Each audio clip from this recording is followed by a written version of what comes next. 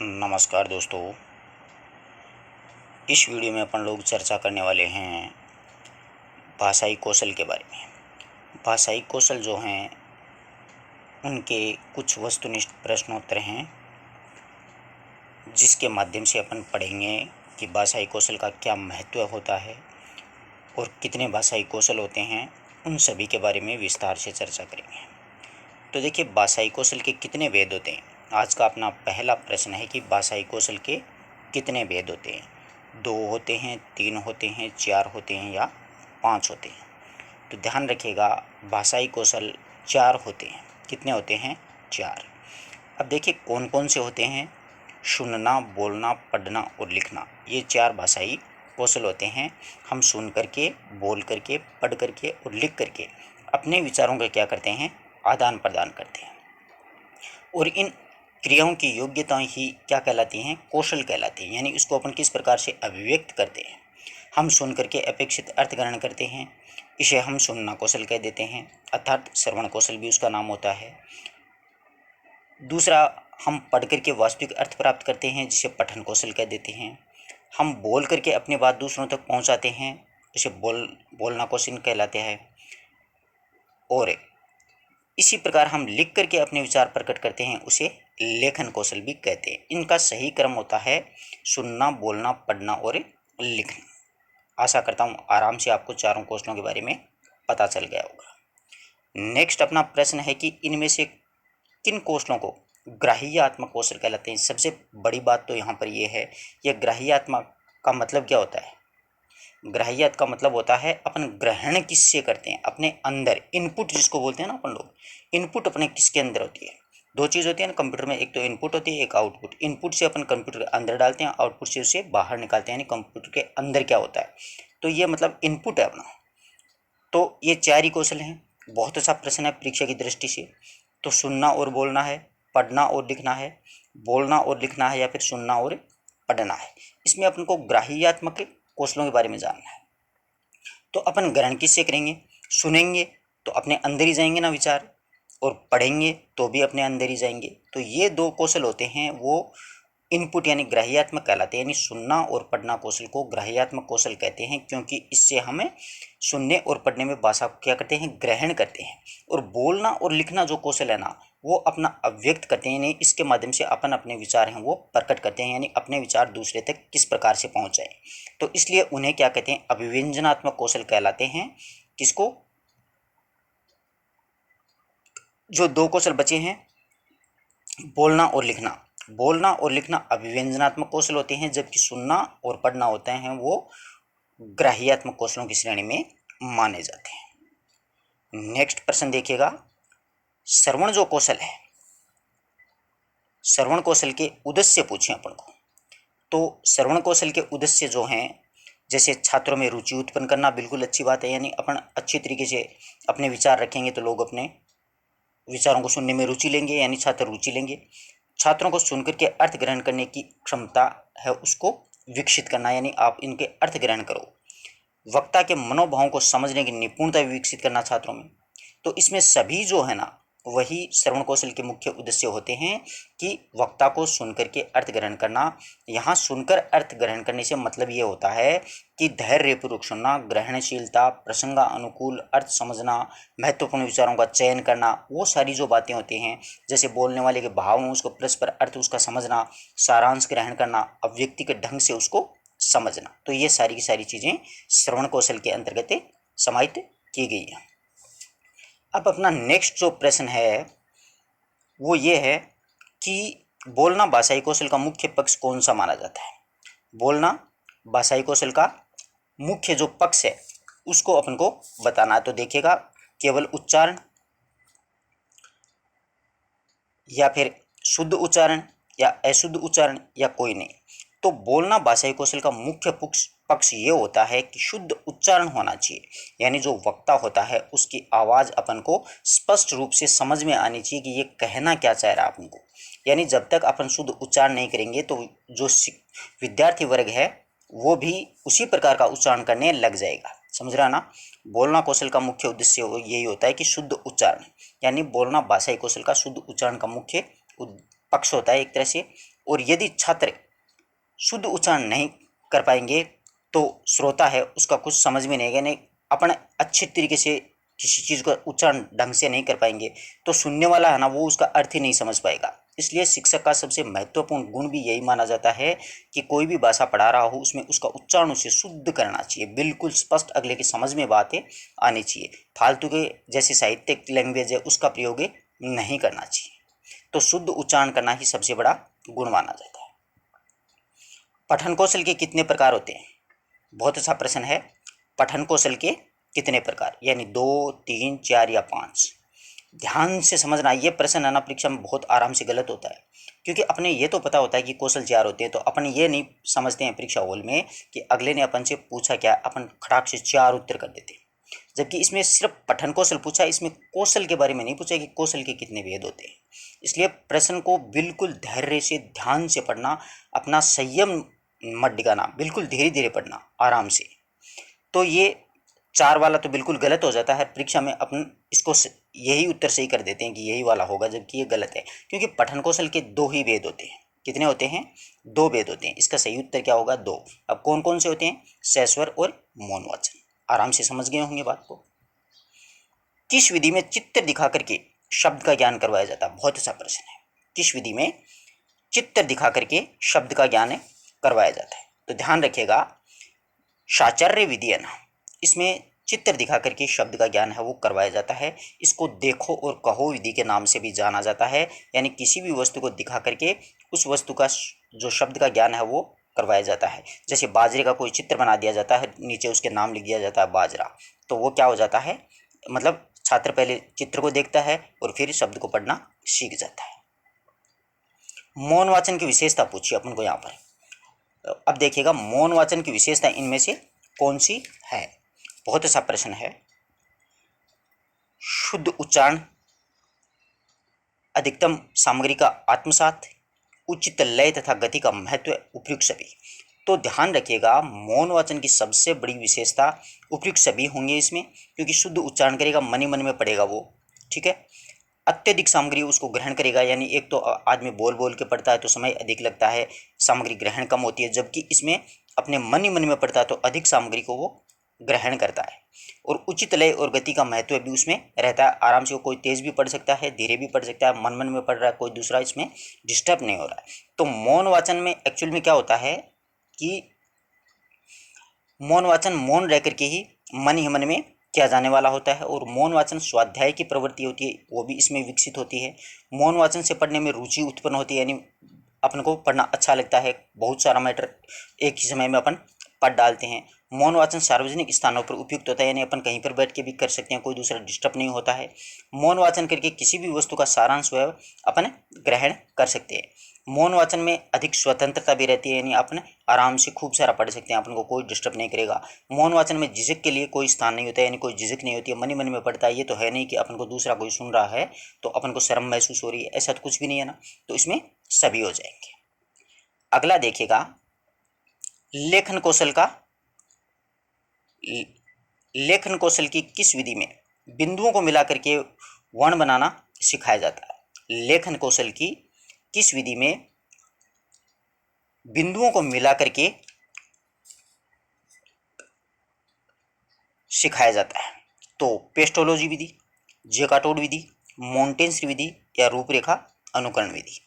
तो देखिएगा, लेखन कौशल में यानी छोटे छोटे बिंदु होते हैं, जैसे ये मैंने छोटे छोटे मान लो ये ऐसे ऐसे बिंदु कर दिए ये, और इस प्रकार से इनको मिलाना, तो इनको अपन ऐसे मिलाएंगे ना तो देखिए शब्द बन जाएगा राम।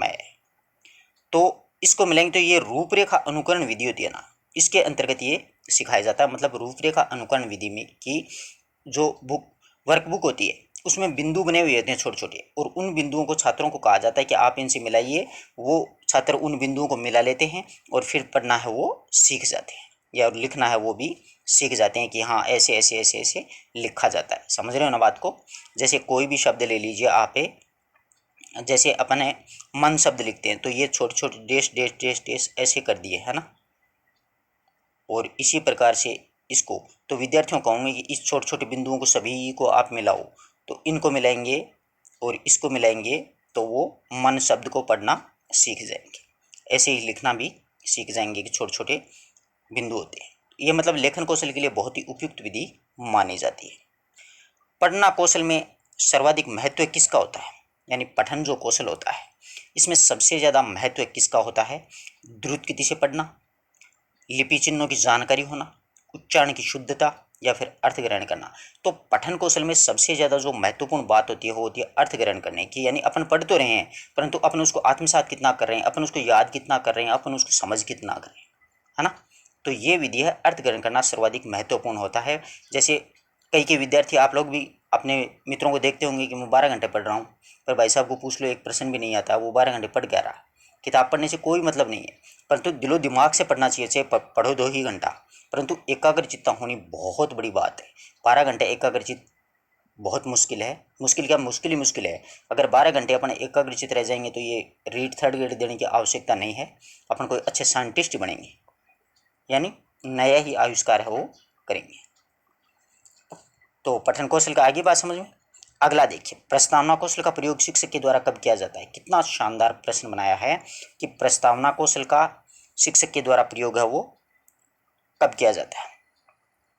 तो देखिएगा मित्रों, जब सत्र के अंत में परीक्षा का आयोजन होता है तब किया जाता है, या फिर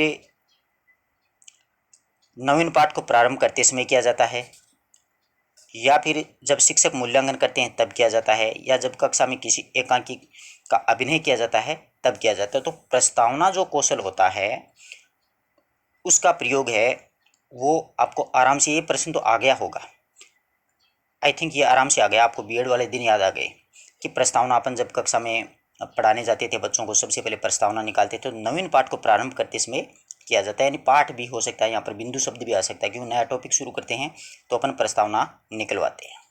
आगे बात समझ में। अगला देखिएगा, शिक्षक किस क्रिया से संबंधित है, यानी शिक्षक का यहाँ पर क्या मतलब है, किस क्रिया से संबंधित है। शिक्षक आदर्श वाचन से संबंधित है, धैर्य से, एकाग्रता से, मौन वाचन से। यहाँ पर कंफ्यूज हो सकता है, या तो ये प्रश्न आपको सट्टाक आ जाएगा, कोई दिक्कत ही नहीं आएगी आपके। अगर जैसे सैसोर वाचन वाले नियम याद आ गए ना तुरंत, तो आप खड़ाक से इसका जवाब दे दोगे आदर्श वाचन। शिक्षक मूलतः आदर्श वाचन करते हैं, बच्चे उसका अनुकरण वाचन करते हैं, सही बात है। वरना अपन यहाँ पे कि शिक्षक को धैर्य होता है, कई कहते हैं शिक्षक एकाग्रचित्ता रखता है, कई कहते हैं शिक्षक मौन वाचन कर, है ना। परंतु सही बात यही होती है, वो आदर्श वाचन नहीं करता, वो मौन वाचन करता ही नहीं है शिक्षक। अशुद्ध उच्चारण का कारण क्या है।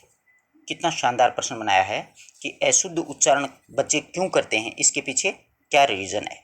अक्षरों का उन्हें ज्ञान नहीं होता है, वागेंद्रियों में उसके विकार होता है, सामाजिक प्रभाव होता है, या फिर प्रियतन लाघव होता है। यहाँ पर विद्यार्थी आराम से फंसते हैं। आधे से ज़्यादा विद्यार्थी वागेंद्रियों का विकार कर देंगे, प्रियतन का लाघव, इस पे दिमाग चक्र, ये दोनों तो अपन काट देंगे कि कोई दिक्कत नहीं है, परंतु यहाँ पर बड़ी समस्या रहती है। इसलिए 50% विद्यार्थियों का ये सही होता है, 50 का गलत होता है, देख लेना चाहिए ऐसा प्रश्न है। अशुद्ध उच्चारण का कारण होता है वागेंद्रियों का विकार। वागेंद्रियों का विकार मतलब है, इसमें वागेंद्रियों विकार के कारण छात्र होते हैं वो अशुद्ध उच्चारण करते हैं, यानी उनसे उनकी जैसे हकलाने वाले बालक होते हैं ना, उनसे ढंग से उच्चारण नहीं हो पाता है। अंतर्निहित भाषा सिद्धांत का संबंध किसके साथ है। अंतर्निहित भाषा सिद्धांत का संबंध किसके साथ है, कितना शानदार प्रश्न है। तो पियाजे, चास्की, स्किनर, वाइगोत्स्की। अब ढंग से अच्छी तरीके से तैयारी की है तो इसमें आप लोग इसको आराम से कर सकते हो। तो अंतर्निहित भाषा सिद्धांत का संबंध किसके साथ है, ये चोम्स्की नाम है ना, इनके साथ है। यानी चोम्स्की के अनुसार बच्चों में भाषा सीखने की क्षमता जन्मजात होती है, अतः अंतर्निहित भाषा की क्षमता का जो सिद्धांत या संबंध जो बनाया था या बताया था वो चोम्स्की के द्वारा बतलाया गया। विद्यार्थियों के साथ संप्रेषण का अर्थ क्या होता है। विद्यार्थियों के साथ अपन संप्रेषण करते हैं ना, संप्रेषण का मतलब तो जानते हो, विचारों का आदान प्रदान। तो इसमें देखिएगा, विचारों का आदान प्रदान, उन्हें अपने विचारों से अवगत कराना, उनसे प्रश्न करने को कहना, उन्हें निर्देश देना। तो विद्यार्थियों का संप्रेषण का अर्थ मैंने आपको पहले बता दिया, विचारों का आदान प्रदान।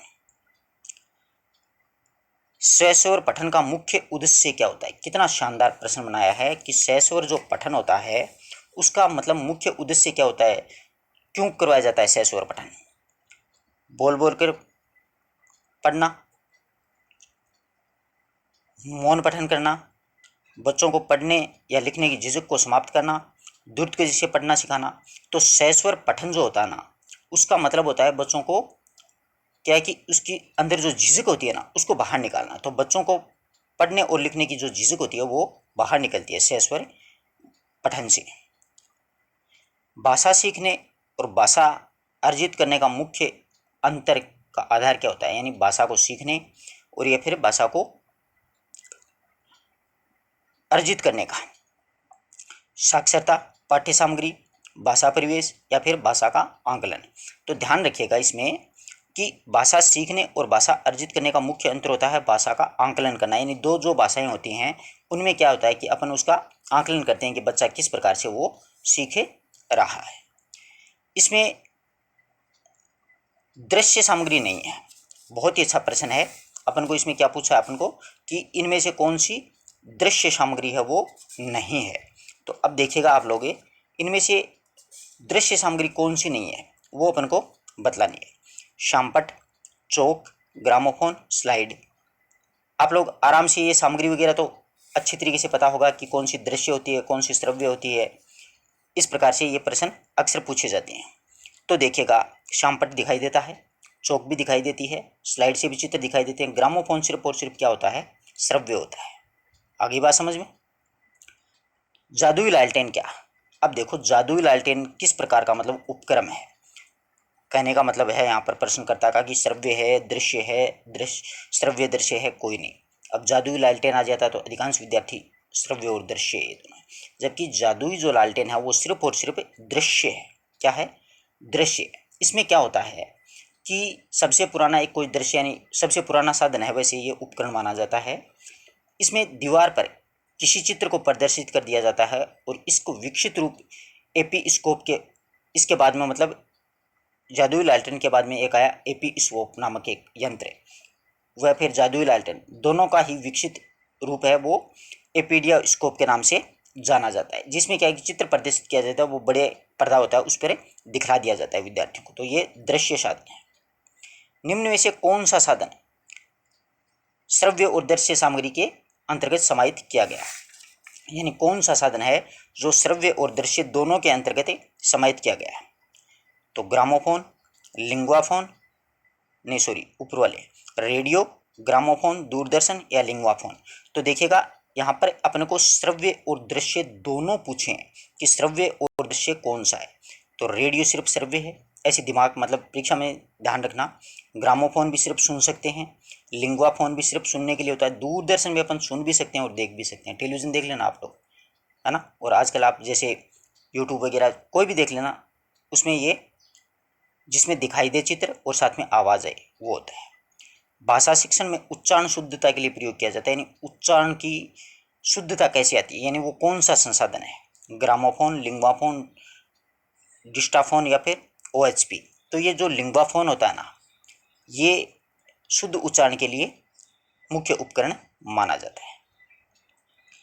निम्न में से कौन सा एक सीखने के लिए उपयुक्त है, यानी कौन सा एक ऐसा साधन है जो मतलब सीखने के लिए उपयुक्त है अपन को?